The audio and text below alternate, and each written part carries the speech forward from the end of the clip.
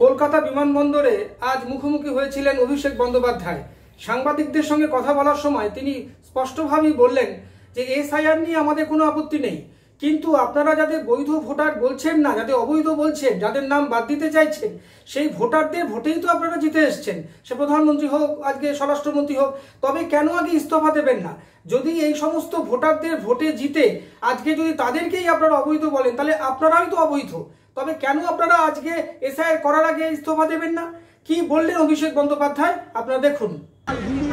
কালকে যে ঘটনা ঘটেছে আমরা দেখেছি, আমরা সবাই উদ্বেগে রয়েছি এবং চিন্তায় রয়েছি। রাজ্যের মুখ্যমন্ত্রী এ নিয়ে গতকাল বিস্তারিত বলেছেন আপনাদেরকে।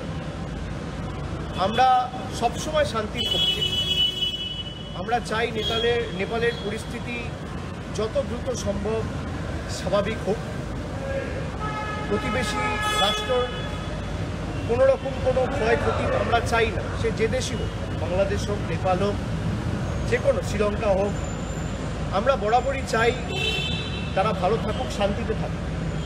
কিন্তু যেহেতু এটা ইউনিয়ন গভর্নমেন্টের বিষয় এবং বিদেশ মন্ত্রকের বিষয়, আমাদের নেত্রীকালকে বলেছেন এবং রাজ্যের মুখ্যমন্ত্রী মমতা বন্দ্যোপাধ্যায় কাল বিস্তারিত বলেছেন যে কেন্দ্র সরকার যে অবস্থান নেবে বা কেন্দ্র সরকার যেভাবে দেশের স্বার্থে যে সিদ্ধান্ত নেবে, দলগতভাবে আমরা কেন্দ্র সরকারকে এই বিষয়ে সমর্থন করি। এবং পেহেলগামের সময়ও আমরা স্পষ্টত বলেছি যে দেশের সীমান্ত বা দেশের সুরক্ষা বা দেশের সভিরেনিটির পক্ষে কেন্দ্র সরকার যে ভূমিকা পালন করবে বা সিদ্ধান্ত নেবে দলগতভাবে, এবং রাজ্য সরকারের তরফ থেকেও মুখ্যমন্ত্রী বলেছেন যে আমরা তাদের যে কোনো সিদ্ধান্ত সমর্থন করবো, এখানে কোনো ডিফারেন্সের জায়গা নেই। তবে আমরা চাই নেপালে শান্তি ফিরে আসুক এবং আমরা সকলেই উদ্বিগ্ন, যা পরিস্থিতি হয়েছে সেই পরিস্থিতি দেখার জন্য।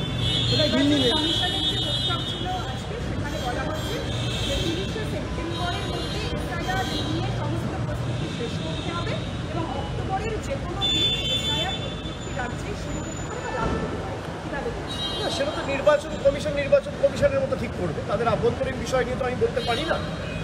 তবে এসআইআর নিয়ে আমরা বলেছিলাম যে আমরা আমাদের মতো কোর্টের বাইরে কোর্টের ভিতরে উভয়ই লড়াই করব। আমরা পার্লামেন্টেও লড়াই করেছি, ডিসকাশন চেয়েছি, বিজেপি ভয়ে ডিসকাশন দেয়নি।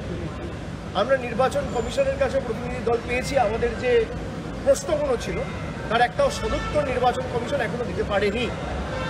তবে গত পরশুদিন বিশেষ করে সুপ্রিম কোর্টে যেভাবে এরা ধাক্কা খেয়েছে, যেখানে 12তম সংযোজন হিসেবে আধার কার্ডকে ম্যান্ডেটরি করেছে সুপ্রিম কোর্ট, 12 ডকুমেন্ট হিসেবে আপনাকে স্বীকার করতে হবে, আপনি বাধ্য। এখানেই তো নির্বাচন কমিশন হেরে গেছে। নির্বাচন কমিশন যদি এসআইআর করতে চায় আর তাদের যদি উদ্দেশ্য ঠিক থাকে, এই এসআইআরের না, এই ইলেকটোরাল রোলের ভিত্তিতেই তো গতকাল উপরাষ্ট্রপতি নির্বাচন হলো, সেটা তো অবৈধ। তাহলে এই ইলেকটোরাল রোলের ভিত্তিতেই 2024 সালে প্রধানমন্ত্রী নির্বাচিত হয়েছে, সেটা তো অবৈধ। তাহলে সেই সরকার অবৈধ। আপনার যদি উদ্দেশ্য সঠিক হয়, সৎ হয়, মহৎ হয়, আপনি যদি সত্যি ভুয়ো ভোটার বাদ দিতে চান, তাহলে এই ভুয়ো ভোটার যুক্ত তালিকায় তো নরেন্দ্র মোদী নির্বাচিত হয়ে 2024-এ ক্ষমতা এসছে।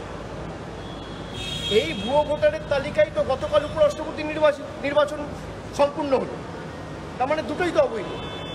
আপনার যদি উদ্দেশ্য সৎ থাকে, আপনি কেন্দ্র সরকারকে বলুন রিজাইন করুন।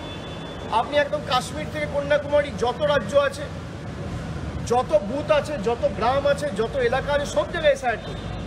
আমরা সমর্থন করি, আমি তো বলছি। কিন্তু সরকারকে আগে রিজাইন করতে হবে, কারণ এই তালিকার ভিত্তিতে আপনি প্রধানমন্ত্রী হয়েছেন, কেউ স্বরাষ্ট্রমন্ত্রী হয়েছে, কেউ রাষ্ট্রপতি হয়েছে, কেউ উপরাষ্ট্রপতি হয়েছে।